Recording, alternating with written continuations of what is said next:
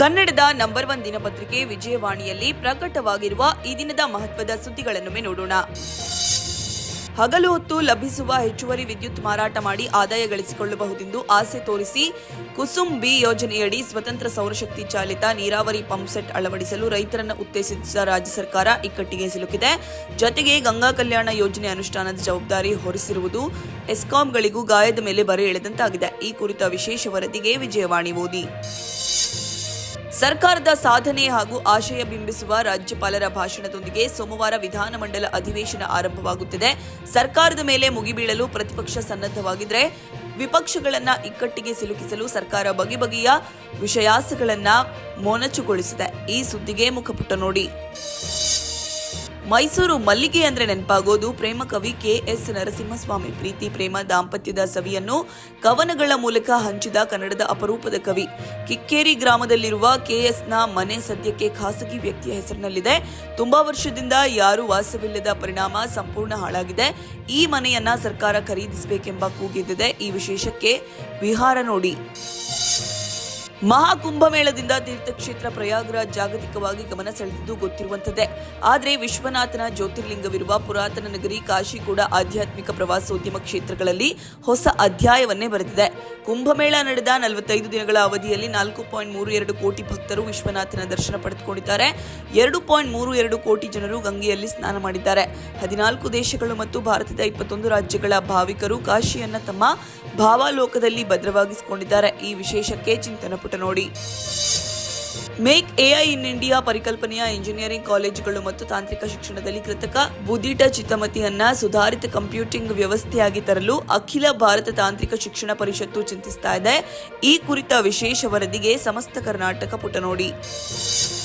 ಹಿಮಾಚಲ ಪ್ರದೇಶದ ಹಲವು ಭಾಗಗಳಲ್ಲಿ ಭಾರೀ ಮಳೆ ಮತ್ತು ಹಿಮಪಾತದಿಂದ ಅಪಾರ ಹಾನಿಯಾಗಿದೆ.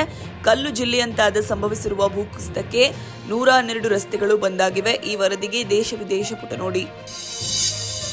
ಪ್ರಧಾನಮಂತ್ರಿ ನರೇಂದ್ರ ಮೋದಿ ಅವರ ಮಹತ್ವಾಕಾಂಕ್ಷೆಯ ಬುಲೆಟ್ ರೈಲು ಯೋಜನೆ ಮಾರ್ಗದ ಕಾಮಗಾರಿ ವೇಗವಾಗಿ ಸಾಗುತ್ತಿದ್ದು ಈಗಾಗಲೇ 360 ಕಿಲೋಮೀಟರ್ ಮಾರ್ಗ ಪೂರ್ಣಗೊಂಡಿದೆ. ಅಹಮದಾಬಾದ್ ರೈಲ್ವೆ ನಿಲ್ದಾಣದ ಪುನರಾಭಿವೃದ್ಧಿ ಯೋಜನೆಯ ಕಾಮಗಾರಿ ವೀಕ್ಷಿಸಿದ ರೈಲ್ವೆ ಸಚಿವ ಅಶ್ವಿನಿ ವೈಷ್ಣವ್ 360 ಕಿಲೋಮೀಟರ್ ಮಾರ್ಗ ಪೂರ್ಣಗೊಂಡಿರುವ ವಿಚಾರ ತಿಳಿಸಿದ್ರು. ಈ ಸುದ್ದಿಗೆ ಇಂದಿನ ಸಂಚಿಕೆ ಓದಿ. ಅಮೆರಿಕದ ಶ್ವೇತಭವನದ 2 ರಾಷ್ಟ್ರಗಳ ಅಧ್ಯಕ್ಷರ ನಡುವಿನ ಮಾತಿನ ಚಕಮಕಿಗೆ ಸಾಕ್ಷಿಯಾಗಿದೆ. ಅಪರೂಪದ ಖನಿಜಗಳ ಗಣಿಗಾರಿಕೆ ಕುರಿತ ಒಪ್ಪಂದಕ್ಕೆ ಸಹಿ ಹಾಕಲು ಅಮೆರಿಕಕ್ಕೆ ತೆರಳಿದ ಯುಕ್ರೇನ್ ಅಧ್ಯಕ್ಷ ವ್ಲಾಡಿಮಿರ್ ಝೆಲೆನ್ಸ್ಕಿ ಮತ್ತು ಅಮೆರಿಕ ಅಧ್ಯಕ್ಷ ಡೊನಾಲ್ಡ್ ಟ್ರಂಪ್ ನಡುವೆ ವೈಟ್ ಹೌಸ್ನ ಓವಲ್ ಕಚೇರಿಯಲ್ಲಿ ಶುಕ್ರವಾರ ಚರ್ಚೆ ವೇಳೆ ಮಾತಿನ ಚಕಮಕಿ ನಡೆಯಿತು. ಒಂದು ಹಂತದಲ್ಲಿ ತಾಳ್ಮೆ ಕಳೆದುಕೊಂಡ ಟ್ರಂಪ್ ಝೆಲೆನ್ಸ್ಕಿ ಮತ್ತು ಉಕ್ರೇನ್ ನಿಯೋಗವನ್ನ ಶ್ವೇತಭವನದಿಂದ ಹೊರ ಹೋಗುವಂತೆ ಸೂಚನೆ ನೀಡಿದ್ರು. ಇದರಿಂದ ಕೆರಳಿದ ಝೆಲೆನ್ಸ್ಕಿ ಶ್ವೇತಭವನದಿಂದ ನಿರ್ಗಮಿಸಿದ್ರು. ಈ ಸುದ್ದಿ ದೇಶ ವಿದೇಶ ಪುಟದಲ್ಲಿದೆ. ಉತ್ತರಾಖಂಡದ ಚಮೋಲಿ ಜಿಲ್ಲೆಯಲ್ಲಿ ಹಿಮಪಾತದಿಂದ ಗಾಯಗೊಂಡು ಆಸ್ಪತ್ರೆ ಸೇರಿದ್ದ ಬಾರ್ಡರ್ ರೋಡ್ಸ್ ಆರ್ಗನೈಸೇಷನ್ ಕ್ಯಾಂಪಸ್ನ 4 ಕಾರ್ಮಿಕರು ಮೃತಪಟ್ಟಿದ್ದಾರೆ. ಈ ಸುದ್ದಿಗೆ ವಿಜಯವಾಣಿ ಓದಿ. ಲಾಭ ಗಳಿಸುವ ಚಟುವಟಿಕೆಗಳ ಬಳಸಲು ಬ್ಯಾಂಕ್ನಿಂದ ಸಾಲ ಪಡೆಯುವವರನ್ನ ಗ್ರಾಹಕ ರಕ್ಷಣಾ ಕಾನೂನಿನಡಿ ಗ್ರಾಹಕ ಎಂದು ಕರೆಯಲಾಗುವುದು ಎಂದು ಸುಪ್ರೀಂ ಕೋರ್ಟ್ ಮಹತ್ವದ ತೀರ್ಪೊಂದರಲ್ಲಿ ಹೇಳಿದೆ. ಈ ಸುದ್ದಿಗೆ ವಿಜಯವಾಣಿ ಓದಿ. ದೇಶೀಯ ಬೇಡಿಕೆಯ ಹೆಚ್ಚಳದಿಂದಾಗಿ ಫೆಬ್ರವರಿಯಲ್ಲಿ ಸರಕು ಮತ್ತು ಸೇವಾ ತೆರಿಗೆ ಸಂಗ್ರಹವು 1.84 ಲಕ್ಷ ಕೋಟಿ ರೂಪಾಯಿಗೆ ತಲುಪಿದ್ದು ಶೇಕಡಾ 9.1% ಏರಿಕೆಯಾಗಿದೆ. ಈ ಸುದ್ದಿಗೆ ಮನಿ ಮಾತು ನೋಡಿ. ಸಿನಿಮಾ, ಸ್ಪೆಷಲ್ ಡಾನ್ಸ್, ಜಾಹೀರಾತು, ವೆಬ್ ಸೀರೀಸ್ ಹೀಗೆ ಎಲ್ಲಾ ವೇದಿಕೆಗಳಲ್ಲೂ ಮಿಂಚುತ್ತಿರುವವರು ನಟಿ ತಮನ್ನಾ ಭಾಟಿಯಾ. ಬಹು ಬೇಡಿಕೆಯಲ್ಲಿರುವ ಅವರು ಸದ್ಯ ಹಿಂದಿ, ತೆಲುಗು ಹಾಗೂ ತಮಿಳು ಸಿನಿಮಾಗಳಲ್ಲಿ ಬ್ಯುಸಿಯಾಗಿದ್ದಾರೆ.